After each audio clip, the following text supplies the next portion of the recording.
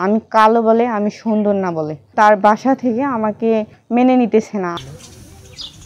লালমনিরহাটের কালীগঞ্জ উপজেলার তুষভান্ডার ইউনিয়নের দক্ষিণ ঘনেশ্যাম মঠের পার এলাকায় স্ত্রী হিসেবে স্বীকৃতির দাবিতে জয় নামে এক যুবকের বাড়িতে ৩ দিন ধরে অনশন করছেন অনার্স পড়ুয়া এক ছাত্রী।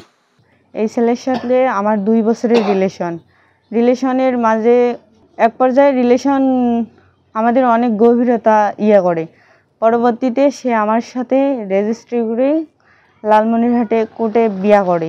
তারপর তার বাসায় জানাজানি হওয়ার পর তার বাসা থেকে আমাকে মেনে নিতেছে না। আমি কালো বলে, আমি সুন্দর না বলে তারা কিছুতেই মেনে নিতেছে না। তাদের ছেলেকে তারা বাসা থেকে আউট করছে। এখন তারা অন্য মেয়ের সঙ্গে ওর বিয়ে দিতে চাইতেছে।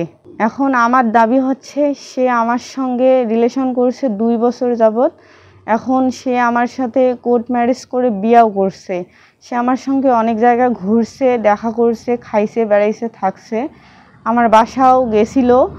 এখন সে আমাকে এইরকম করতেছে। এখন আমার বাসায় তো আমি অনেক পড়ে গেছি। আমি গ্রামে কাউকে মুখ দেখাইতে পাইতেছি না, কলেজে বন্ধু বান্ধবের সাথে মিশতে পাইতেছি না। এখন আমার জীবনটা সে এভাবে তিল করে নষ্ট করে দিল। তারপর আমি পরশুদিন এর বাসায় আসি, বিকাল নাগাদ এর বাসায় আসি। এখন সে আমাকে বিয়ে করছে, সে আমাকে স্ত্রী হিসাবে স্বীকৃতি দেবে, তার পরিবার আমাকে মেনে নিতেই হবে, আমার এটাই। আর না হলে আমি এইখানে আত্মহত্যা করে মরে যাবো। আমি একটু করে তিল করে নষ্ট হয়ে যাইতেছি। তবে এসব বিষয়ে কিছুই জানেন না বলে দাবি ছেলের বাবা বলরাম চন্দ্রের।